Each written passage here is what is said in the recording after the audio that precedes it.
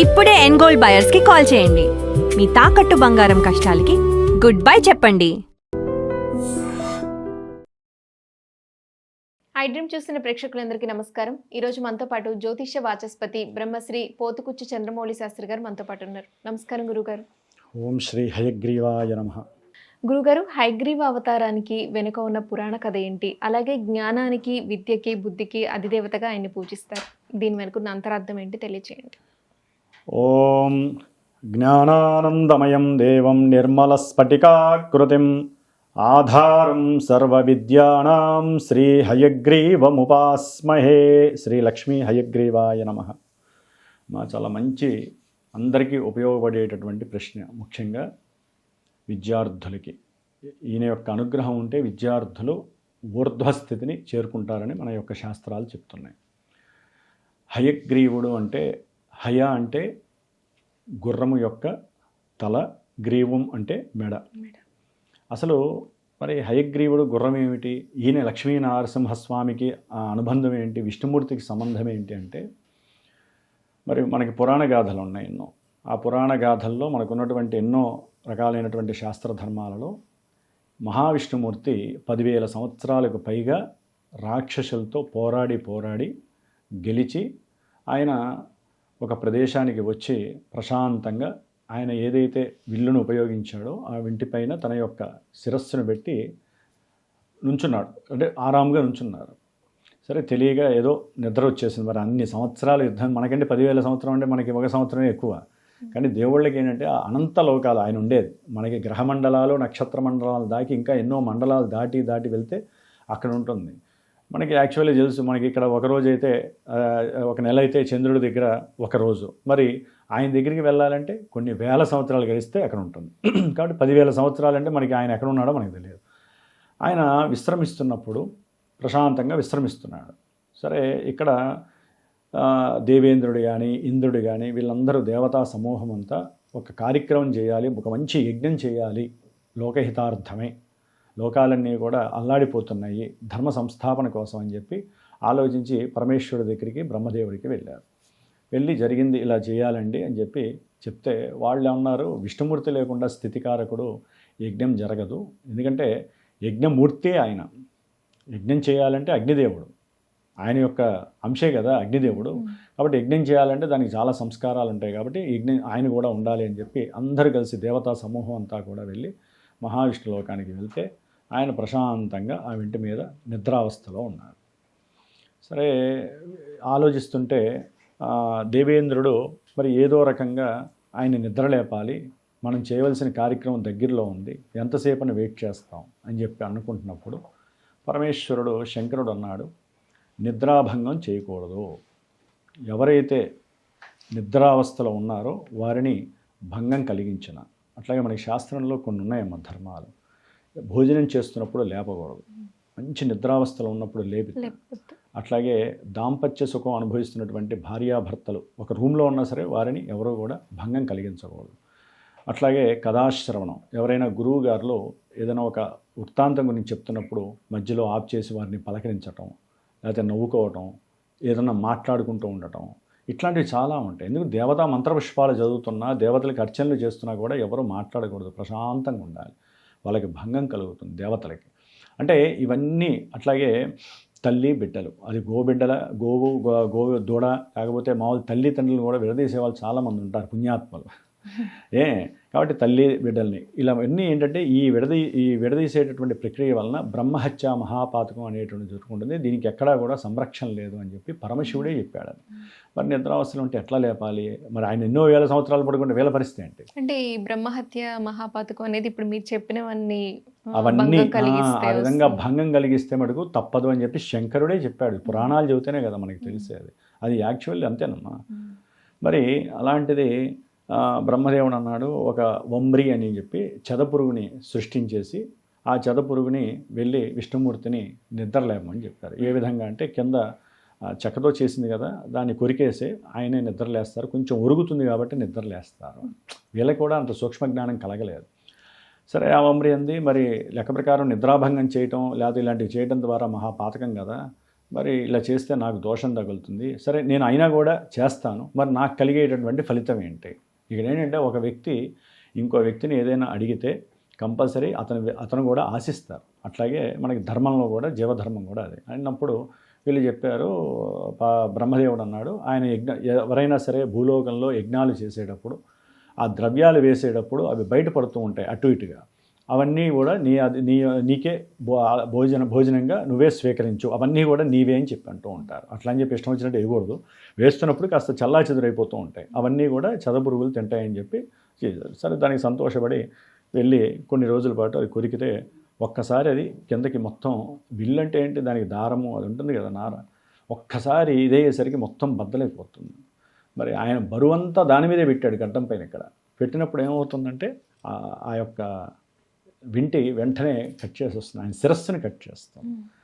ఆ శిరస్సు ఎక్కడ పడుతుందో ఎవరికి తెలియదు, ఆకాశము అన్నీ దద్దరిల్లిపోతున్నాయి, ఏం జరుగుతుందో తెలియట్లేదు. విష్ణుమూర్తి అంటారు, వాడి తల ఇదైపోయినప్పుడు దానికి కారణం ఎవరిప్పుడు? దేవత యొక్క సమూహము. అక్కడ బ్రహ్మదేవుడు ఉన్నాడు, పరమేశ్వరుడు ఉన్నాడు. ఇదేమిట్రా నాయన ఇట్లా జరిగిపోయింది, మనం ఏదో అనుకుంటే ఆయన నిద్రలేపుదాం అనుకుంటే ఆయనకి ఇట్లా జరిగింది ఏంటి అని చెప్పి అందరూ కూడా వెళ్ళి, ఇంకెవరు ఉంటారు నెక్స్ట్?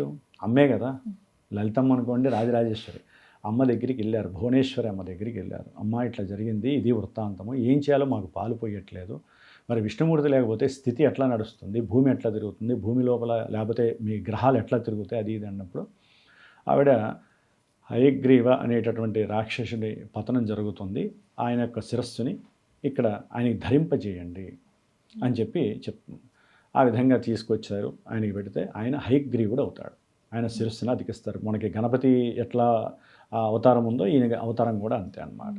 అంటే ఇక్కడ కూడా హయగ్రీవ అనేటటువంటి రాక్షసుడి యొక్క వృత్తాంతం కూడా ఉంటుందమ్మా. ఆయన ఏంటంటే అమ్మవారితో యుద్ధం చేసినప్పుడు నాకు లెక్క ప్రకారము హయగ్రీవుడు అనేటటువంటి దేవతా స్వరూపం, అంటే నా యొక్క ముఖ శిరస్సు ఉన్నటువంటి దేవతా స్వరూపం ద్వారానే నాకు మరణం కలగాలి, మృత్యువు కలగాలి అని చెప్పి అడుగుతాడనమాట. ఆ ఉద్దేశంతో ఆయన యొక్క శిరస్సుని బంధించడానికి ఈయనకి గుర్రం యొక్క తలకాయని పెడతారు. ఆ విధంగా హయగ్రీవుడు అనేటటువంటి వృత్తాంతం జననం కలిగింది. ఆ జరిగిందే శ్రావణ పౌర్ణమి రోజున, శ్రావణ పౌర్ణమి ఆ రోజునే హయగ్రీవ జయంతి జరుపుకుంటారు. ఇది మీరు అన్నట్టుగా ముఖ్యంగా జ్ఞానానికి అధిపతిగా భావిస్తారు. మరి ఒక మనిషి వృద్ధిలోకి రావాలంటే విద్య ప్రధానం కదమ్మా. అది ఏ రకమైన విద్య కావచ్చు. ఇప్పుడు మేము ఉన్నాము, మా శాస్త్ర విద్య మాది, అది ఆస్ట్రాలజీయా లేకపోతే వాస్తా లేకపోతే ఏదైనా మంత్రభాగమా, ఇవన్నీ కూడా విద్యలతో పని. కొంతమంది ఉంటారు డాక్టర్లు చదువుతారు, కొంతమంది ఇంజనీర్లు చదువుతారు, కొంతమంది రకరకాల చిత్రసీమ కావచ్చు, లేకపోతే డ్యాన్సింగ్ వ్యవస్థ కావచ్చు, ఏదైనా కావచ్చు, వాయిద్యాలు కావచ్చు, ప్రతిదీ విద్య.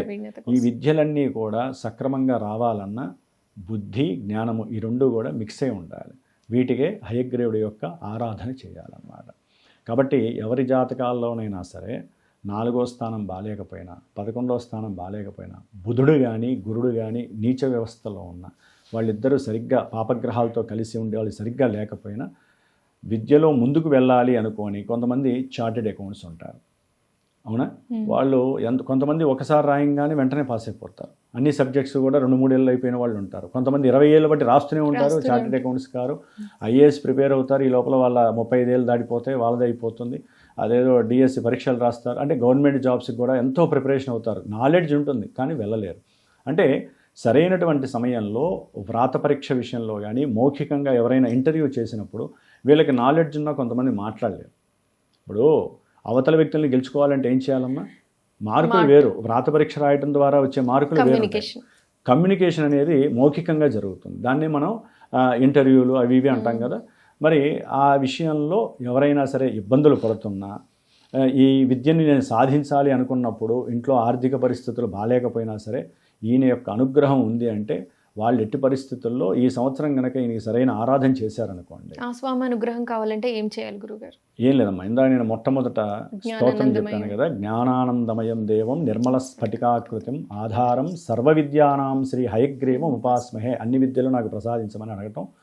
దీన్ని 108 సార్లు 1008 సార్లు కానివ్వండి, ఎవరైనా సరే ఆ రోజున పొద్దున్నే లేచి ఆవునేతితో దీపారాయణ చేసి ఆయన ఫోటో ఏదైనా సరే తెచ్చిపెట్టుకొని ఆయన వంక చూస్తూ కానీ లేదా ప్రశాంతంగా ఆయన మనసులో ఊహించుకొని ఎవరైతే జపం చేస్తారో జపం చేసి ఆ రోజున శ్రావణ పౌర్ణమి శుక్రవారం అవ్వటం, హయగ్రీవ జయంతి రావటం, ఏదైనా సరే హయగ్రీవుడి దేవాలయం దగ్గరలో ఉంటే ఎవరి దగ్గరైనా చక్కగా ఆయనకి ప్రదక్షిణాలు చేయటం, ఒక 11 21 ప్రదక్షిణాలు చేయటం, ఆయనకి ఏదైనా సరే శనగల నైవేద్యం చేయటం, లేకపోతే పెసరపప్పు నైవేద్యం చేయడం, వడపప్పు అంటాం కదా మనం, లేకపోతే చక్కెర పొంగలి నైవేద్యం చేయడం, ఇలాంటివి చేసి 10 మందికి చేయించటం.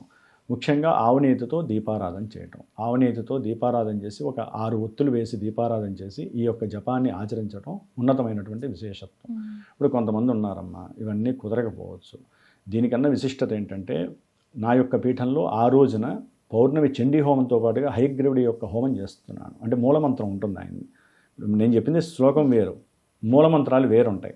ఆ మూలమంత్రంతో ఎవరికి ఏ విధంగా, అది బిజినెస్ పరంగానా లేకపోతే ఎవరికైనా సరే విద్య పరంగానా ఏదైతే కావాలో ఆ సంకల్పయుక్తంగా నేను చెప్పి చేస్తూ ఉంటాను. కాబట్టి ఈ 28వ తేదీన పౌర్ణమి రోజున చండీ హోమంతో పాటుగా హయగ్రీవ హోమం అనేటటువంటి జరుగుతుంది.